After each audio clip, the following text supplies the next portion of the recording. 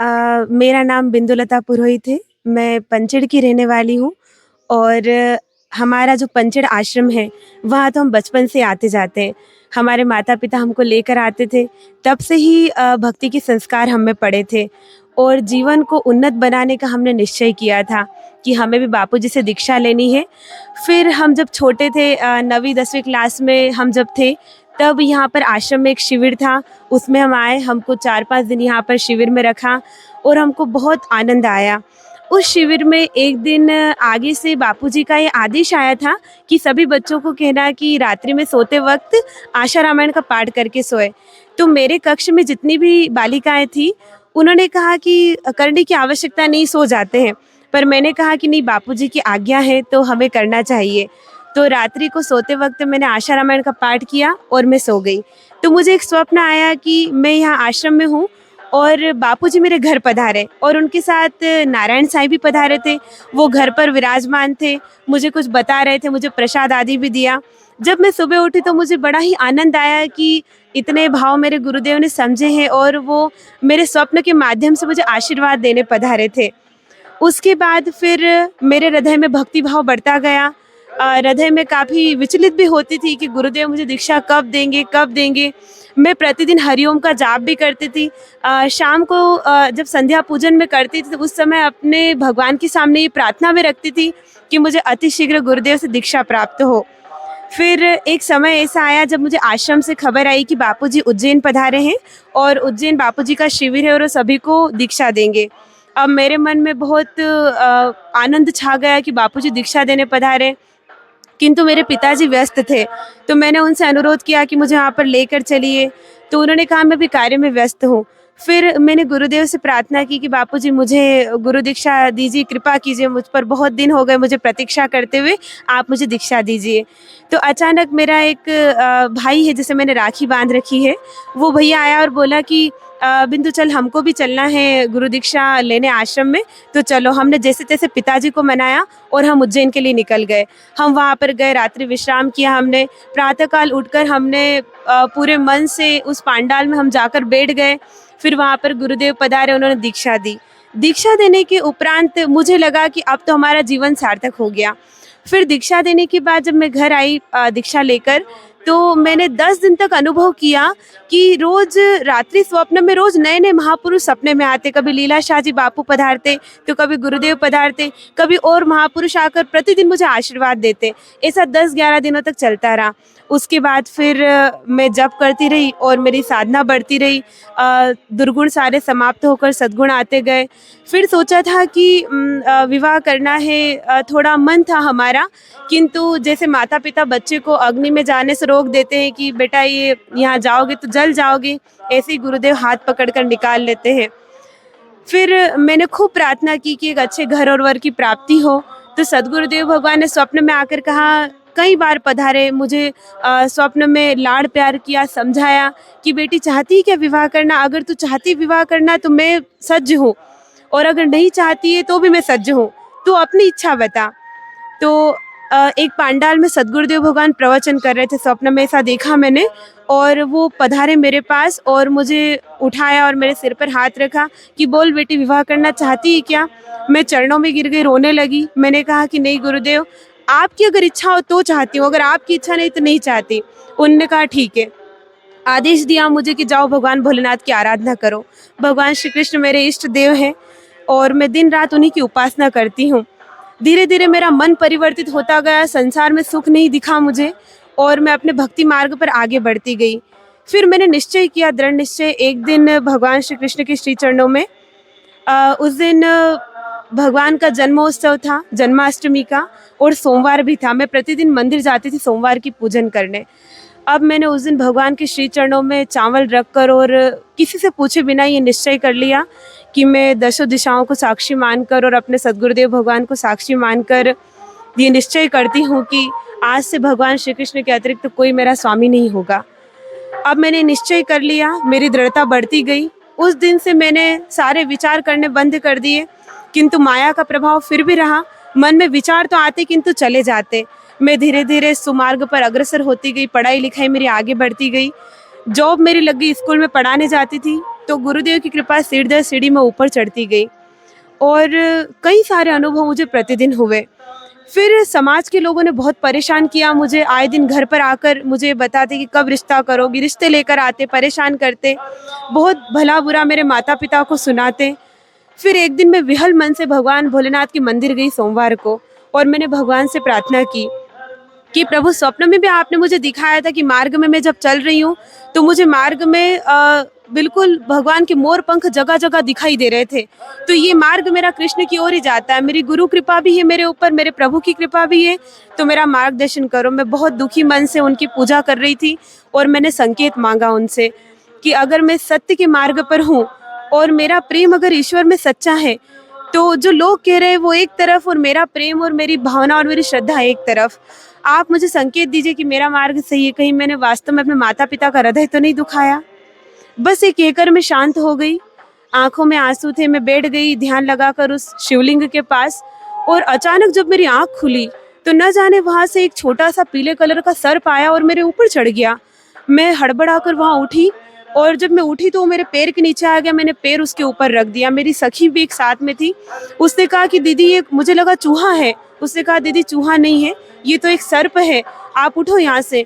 हम जैसे ही भागे, मैं भूल गई कि मैंने उनसे संकेत मांगा था। फिर मैं बाहर आई, मैंने 4 लोगों को मंदिर के अंदर भेजा कि आप जाकर देखिए वहाँ पर एक सांप है, अंदर पीले कलर का सांप है।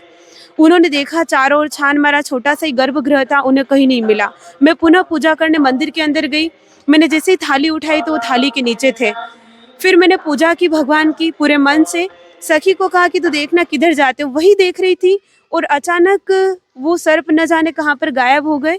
और मैं जब बाहर आई तो जब मैंने पूजन किया भगवान का, नंदी ग्रह का पूजन किया मैंने, नंदीगण का, तो मुझे याद आया कि मैंने भगवान से एक संकेत मांगा था जो मुझे इस रूप में प्राप्त हुआ।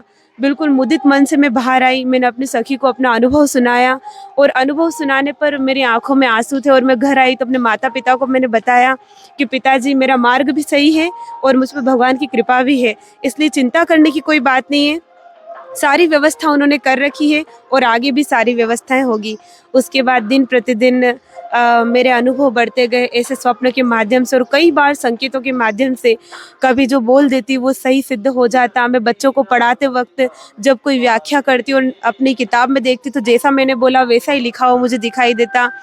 कई बार कोई चीज़ मैं कहती तो वो प्रत्यक्ष मेरे सामने आ जाती। कभी मन में कोई इच्छा आ जाती कि मुझे ये चाहिए तो कोई व्यक्ति कहीं से वो चीज़ लेकर आ जाता। इस प्रकार प्रतिदिन मेरी श्रद्धा भक्ति बढ़ती गई और धीरे धीरे पढ़ाते पढ़ाते मेरी जॉब का क्षेत्र भी बढ़ता गया। पहले मैं स्कूल में पढ़ाती थी, आज मैं श्री योगेंद्र सागर इंस्टीट्यूट में प्रोफेसर के तौर पर पढ़ा रही थी और अभी सद्गुरुदेव भगवान की कृपा से मेरा प्रमोशन हुआ है और वहाँ मुझे head of department applied science के पद पर नियुक्त किया है अभी कुछ ही दिनों पहले। और वहाँ पर मैं पूरी सेवा, अपने मन से सेवा करती हूँ, बच्चों को शास्त्र और धर्म की बातें भी बताती हूँ और बच्चे उससे प्रभावित भी होते हैं और अपने जीवन को भी धन्य समझते हैं। प्रतिदिन मेरे मन में वो श्रद्धा बढ़ती जाती है और सारे कार्य करते हुए मेरे मन में एक ही भाव रहता है कि कब मुझे अपने लक्ष्य की प्राप्ति होगी। परंतु गुरुदेव का जैसा आदेश है कि अपने कर्तव्य का पालन करते हुए आप ईश्वर को प्राप्त कर सकते हैं, तो मैं कहीं साधना करने नहीं जाना चाहती, बल्कि मेरा कर्तव्य धर्म के मार्ग पर चलना ही मेरी एक साधना है। निर्मल मन जन सो मोहि पावा, इस प्रकार से जो निर्मल मन से जो साधना की जाती है उसका तो पूर्ण फल मुझे प्रतिदिन मिलता है। अब पाप और पुण्य तो क्या, हम तो शून्य होना चाहते हैं कि किस दिन सद्गुरुदेव भगवान हमें अपने श्री चरणों में पूर्ण रूप से अपनी कृपा बरसाए। और आज माघी पूर्णिमा है, आज ही का अनुभव बताती हूँ मैं प्रयाग स्नान का कोई महत्व पूरा समझती हूँ, किंतु मेरी कोई ऐसी इच्छा नहीं थी कि मैं प्रयाग में जाकर स्नान करूँ। रात्रि में जब मैं आज सोई, प्रणाम किया मैंने भगवान को, तो कहते हैं कि माघी पूर्णिमा के स्नान से पूरे महीने का स्नान का पुण्य प्राप्त हो जाता है।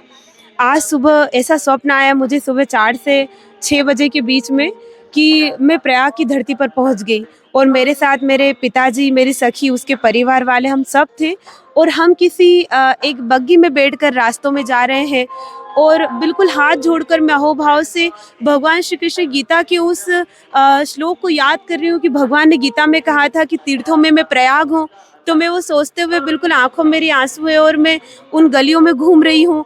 मैंने देखा कि 2 सफ़ेद रंग की गायें किसी दुकान के अंदर जा रही है और फिर मैंने चलते-चलते त्रिवेणी संगम देखा वहाँ पर। आज तक कभी मैंने देखा नहीं, आज सुबह स्वप्न में सब कुछ देखा मैंने। उस त्रिवेणी संगम को मैंने देखा और मैं उस घाट पर बैठी हुई थी, मैं स्नान करने अंदर नहीं गई, लेकिन जैसे ही मैं उस घाट पर बैठी तो मैं अपने पैर थोड़ा नीचे करके बैठी थी। उस त्रिवेणी संगम के स्थान पर से एक पानी की धारा ज़ोर से आई और मेरे पैरों पर आकर लगी और 2-3 बार ऐसे मेरे चरण धोकर वो चली गई। मुझे लगा कि समझ नहीं आया कि ये क्या हुआ? फिर मुझे याद आया कि भगवान ने कृपा की है कि मैं जा नहीं पाई, तो सूक्ष्म शरीर के द्वारा मुझे वहाँ पर दर्शन भी करवा दिया और त्रिवेणी का स्नान का पुण्य भी मुझे प्राप्त हो गया। तो ये सब केवल इसीलिए प्राप्त हुआ है क्योंकि हमारी दृढ़ श्रद्धा और दृढ़ भावना इस बात में है कि चारों तीर्थ धाम गुरुदेव के श्री चरणों में है और वहीं से आपको प्राप्त होते हैं। वो कहते हैं ना कि सारे यज्ञ आपके पूरे हो जाते हैं जब आप गुरुदेव के श्री चरणों में अपनी भक्ति और श्रद्धा रखते हैं। और मैं तो इतना ही कहूँगी कि जो कुछ भी मुझे प्राप्त हुआ है, वो किसी साधना का प्रभाव नहीं है, उसमें सबसे प्रधान रहा मेरा प्रेम, विश्वास और श्रद्धा। मैं अपनी जॉब के दौरान अपने कार्य क्षेत्र में भी बहुत व्यस्त रहती हूँ, लेकिन मेरे मन के जो भाव हैं, उनके द्वारा ही मेरा पूजन हो जाता है। किसी भी स्थान पर जाकर पूजा करने की अब मुझे आवश्यकता नहीं। धीरे-धीरे ऐसी स्थिति बनती जा रही है कि जब मन से ही चलता है, आँखें बंद करती हूँ तो भगवान की छवि मुझे दिखाई देती है, सद्गुरुदेव भगवान का दर्शन होता है, कभी प्रसन्न होते तो मुस्कुराकर मेरे सामने देखते हैं, भगवान की मुरली मुझे दिखाई देती है और ओमकार का भी दर्शन होता है मुझे स्वप्न में और ध्यान तो मेरा खुली आँख और बंद आँख से ध्यान हो जाता है, कभी खुली आँखों में ध्यान हो जाता है कि मुझे कुछ दिखाई दे रहा है। भीतर से आवाज़ आती है, अगर ज़्यादा विहल हूँ, परेशान हूँ, तो भीतर से आवाज़ आती है कि इस समय ये ठीक हो जाएगा। समझ नहीं पाती उस वाक्य को अपनी पुस्तक में लिख लेती हूँ, ये बोला था कि ये होगा। एक दिन बस में जा रही थी, बस में जाते वक़्त मुझे ऐसा अनुभव हुआ, अंतरात्मा से आवाज़ आई ध्यानस्थ अवस्था में कि हरने वाली कालिका नहीं, हर कोई तू ही है। जैसे ही मेरी आँख खुली मुझे लगा ये क्या था? फिर मैंने उस वाक्य पर विचार किया कि अंतरात्मा बोल रहा था कि हरने वाली कालिका नहीं, यानी वही संगार नहीं करती, बल्कि हर कोई प्राणी तुझे दिखाई दे रहे वो सब तू ही है, अर्थात तेरा ही अंतरात्मा वही परमात्मा है। पुत्री तू उसे जान और आगे बढ़।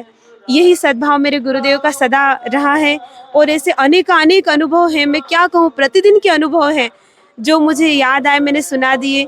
जब मेरी इच्छा होती है कि सद्गुरुदेव भगवान किसी निकट के क्षेत्र में पधारें तो पंचड़ आश्रम भी पधार जाएं, तब भी एक बार ऐसी मैंने प्रार्थना की कि बापूजी मैं तो आने में असमर्थ हूँ, किंतु आप तो सर्वसमर्थ हैं, आप तो पधार जाइए। तो बापूजी रात्रि में ही पंचड़ आश्रम पधारे। मैं अपने भाई और अपनी एक सखी को लेकर आश्रम आई। रात को मैंने दर्शन किया गुरुदेव का और मुझे पुण्य लाभ हुआ। दूसरे दिन परीक्षा देने में जब गई तो मेरे बहुत अंक अच्छा आए उसमें परीक्षा में। ये सब उनकी कृपा का परिणाम था।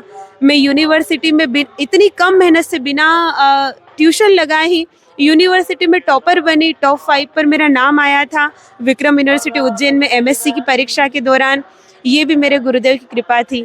हालांकि ये सब तो लौकिक एक कृपा है, लेकिन अलौकिक जो कृपा हुई है कि संसार में विरक्त दिखाई देती, सारे कार्य करते हुए भी मुझे कोई रुचि नहीं है संसार में और मेरा मन जो भगवान में लगा रहता है, यही उनकी सबसे बड़ी कृपा है और ये सदैव बरसती रहे, इसी बात की मैं आशा करती हूँ।